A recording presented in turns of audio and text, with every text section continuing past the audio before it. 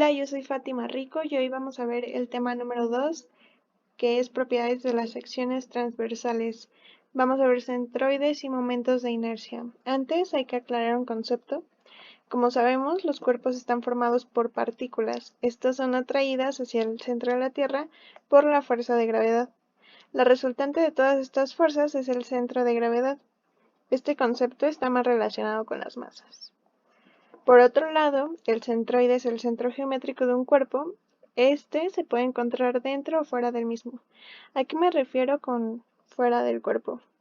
En ocasiones hay secciones o cuerpos que tienen un hueco y el centroide se puede encontrar en esta zona, no necesariamente tiene que estar tocando el área.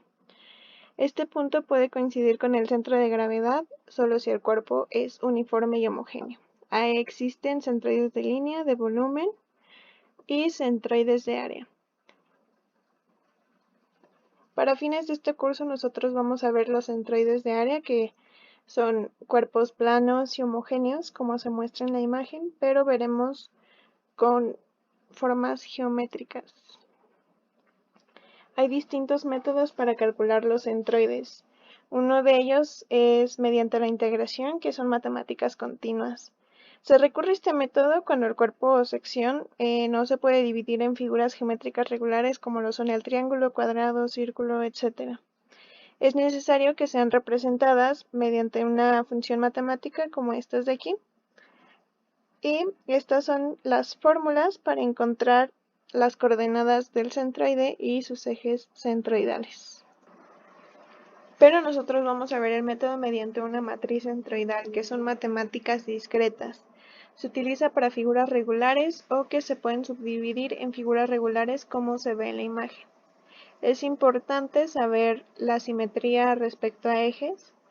Cuando un cuerpo es simétrico respecto a un eje, como se ve aquí, que es simétrico respecto al eje X, el eje centroidal se va a encontrar a la mitad del cuerpo. Si esto mide 12 centímetros, se va a encontrar a los 6 centímetros, pero ya no aplica respecto al eje Y, porque la parte de arriba ya no es igual a la parte de abajo.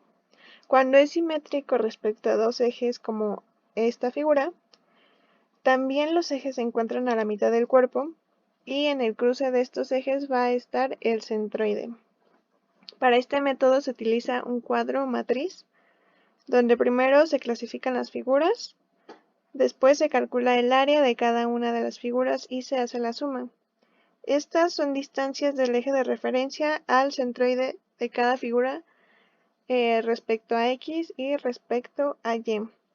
Luego se multiplican las distancias obtenidas por sus respectivas áreas y también se hace la suma.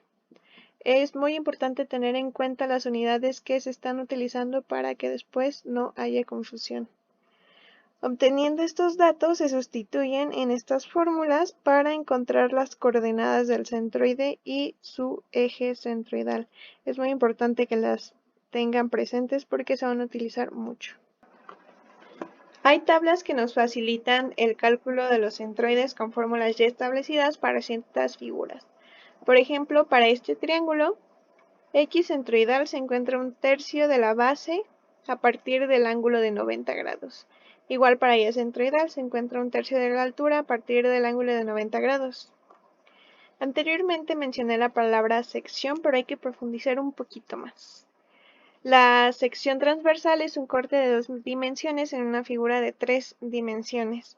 Como nosotros vamos a estar trabajando con elementos estructurales, las secciones transversales nos dan datos como la resistencia a la flexión y su capacidad para soportar cargas, las cuales dependen de sus propiedades, que son los momentos de inercia y centroides.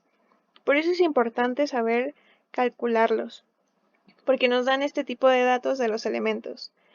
Si realizamos un corte perpendicular al eje longitudinal de estos elementos, vamos a obtener este tipo de proyecciones.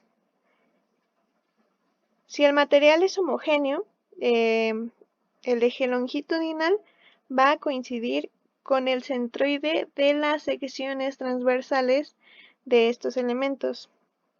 Si esto pasa, la fuerza se va a transmitir por el eje longitudinal.